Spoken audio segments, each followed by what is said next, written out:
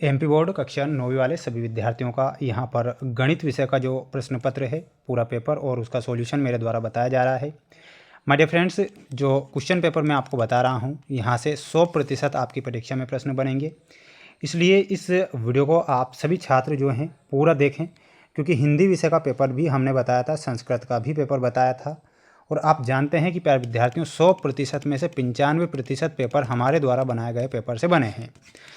वादा करता हूं कि प्यारे विद्यार्थियों पेपर बाहर नहीं जाएगा, ये पूरा पेपर ध्यान से देखना है और रट लेना है इन सभी प्रश्नों को।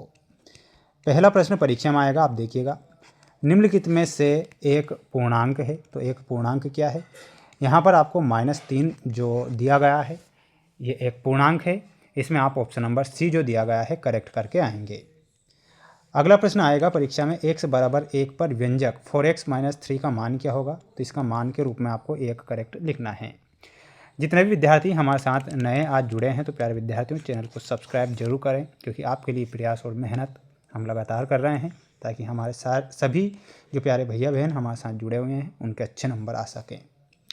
कार्तीय तल में अक्षों के प्रतिच्छेद बिंदु को क्या कहा जाता है? तो उसे बोला जाता है मूल बिंदु। क्या बोला जाता है? मूल बिंदु उसे बोला जाता है। तो मूल बिंदु आप करेक्ट आंसर के रूप में लिखेंगे। समीकरण x - 2y बराबर 4 के लिए निम्न में से एक हल है, तो हल क्या होगा? 0 4 एक हल होगा, तो 0 4 आप ध्यान रखेंगे और याद करके जाएंगे। एक त्रिभुज के तीनों कोणों का योग होता है। एक त्रिभुज के तीनों कोणों का जो योग होता है वो कितना होता है? 180 डिग्री योग होता है, तो इसमें आपको लिखना है 180 डिग्री। तीन प्रतिच्छेदी रेखाओं द्वारा बनाई गई एक बंद आकृति कहलाती है, तो वो त्रिभुज कहलाती है, तो इसमें आपको त्रिभुज ध्यान रखना है। अगला प्रश्न आएगा परीक्षा में, ध्यान से देखें और अच्छे से इन सभी प्रश्नों को आप याद करके जाएं। एक आयत का प्रत्येक कोण अंश का होता है। प्यारे विद्यार्थियों इसमें आपको लिख कर आना है 90 डिग्री का वो आयत होता है।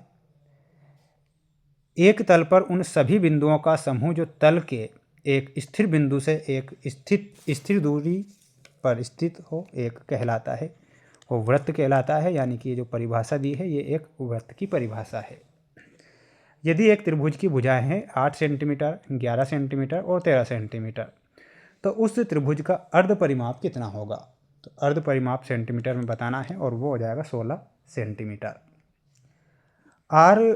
त्रिज्या r वाले गोले का आयतन क्या होता है? प्रश्न परीक्षा में आएगा, इसमें लिखना है 4/3 पाई r क्यूब। ठीक है, तो ये आपको ध्यान रखना है, स्क्रीनशॉट तुरंत ले लेना है ताकि आप इन सभी प्रश्नों को याद कर सकें। आंकड़ों का माध्यक ज्ञात करना है 7 1 3 9 5 का, तो माध्यक क्या हो जाएगा? 5 इसका माध्यक होगा। बहुलक 3x + 2 का शून्यक है, तो इसमें आपको लिखना है -2/3 इसका शून्यक होगा, तो -2/3 आप करेक्ट आंसर के रूप में लिख कर आएंगे। इसके बाद हमारे फ्रेंड्स ये आपकी जोड़ी आएगी परीक्षा में, पूरी जोड़ी को देख लीजिए, रट लीजिए, छाप लीजिए। 36/100 इसमें आपको मिलाना है प्यारे विद्यार्थियों 0.36, यानी कि इसमें आपका ऑप्शन नंबर बी जो दिया गया है सही होगा। बहुपद x की घात 4 + 2x + 10 की घात क्या होगी?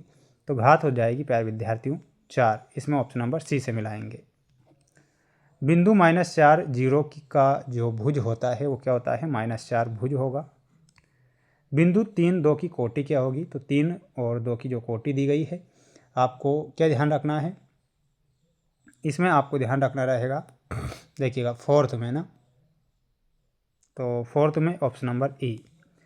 एक्स अक्ष का समीकरण क्या होगा? तो प्यारे विद्यार्थियों एक्स अक्ष का समीकरण के रूप में आपको ध्यान रखना है और वो हो जाएगा y = 0। y अक्ष का समीकरण x = 0 होता है, तो इसमें आपको ध्यान रखना है x = 0। ठीक है, स्क्रीनशॉट ले लें। बढ़ेंगे अगले प्रश्न की ओर। अगला प्रश्न देखिएगा, यह है आपका अगला क्वेश्चन, एक वाक्य में उत्तर लिखिए हमें। -3 की पावर 3 + 2 की पावर 3 + 1 की पावर 3 का मान लिखिए। तो इसका जो मान होगा वो क्या हो जाएगा प्यारे विद्यार्थियों? -18 इसका मान होगा, तो -18 लिखना है। बिंदु 3 - 2 किस चतुर्थांश में स्थित है? तो इसमें आपको लिखना है चतुर्थांश। चतुर्थांश आपका यहाँ पर सही और सटीक आंसर हो जाएगा। ये आप करेक्ट उत्तर के रूप में ध्यान रखेंगे। सभी छात्र, सभी प्यारे विद्यार्थी वीडियो को लाइक जरूर करें और चैनल पर नए हैं तो सब्सक्राइब करके रखना है। प्रत्येक विषय के पेपर बताऊंगा। दो चरों वाले रैखिक समीकरण के कितने हल होते हैं? तो यहाँ पर आपको लिखना है अनेक। 30 डिग्री कोण के पूरक कोण का जो मान होता है वो होता है 60 डिग्री। आंकड़ों का बहुलक आपसे पूछा है, तो बहुलक जो सबसे ज़्यादा बार आए, 4 सबसे ज़्यादा बार आ रहा है, तो यहाँ पर आपको 4 लिखना है। अगला प्रश्न आएगा परीक्षा में, प्रथम 5 प्राकृत संख्याओं के माध्य का मान क्या होता है? तो इसमें आपको लिखना है 3। ठीक है, ये आप करेक्ट ध्यान रखेंगे। अगला प्रश्न आएगा परीक्षा में, ध्यान से देखें, अच्छे से याद करें, और जितने विद्यार्थी हमारे साथ नए जुड़े हैं तो चैनल को सब्सक्राइब सभी छात्र जरूर करें। अभिग्रहित और अभिधारणाएं ऐसी कल्पनाएं जो स्पष्टतः सर्वव्यापी सत्य होती है, इन्हें सिद्ध नहीं किया जा सकता है, ये सत्य है।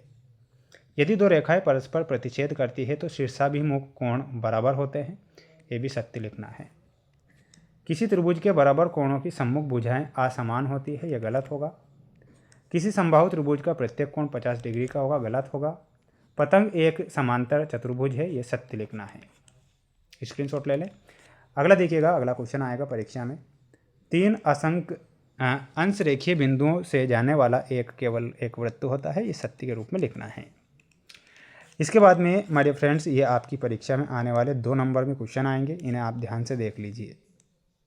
ये देख लीजिए, स्क्रीनशॉट ले लेना है, और ये आपका अगला सेट पेपर होगा, जो कि मैं आप सभी बच्चों को नेक्स्ट वीडियो में बताऊंगा। मेरे द्वारा जो प्रश्न पत्र बताए जा रहे हैं, यहीं से प्यारे विद्यार्थियों 100% में से 95% पेपर बन जाएंगे। अगले सेट पेपर के लिए चैनल को सब्सक्राइब करके रखें। मिलते हैं नेक्स्ट वीडियो में।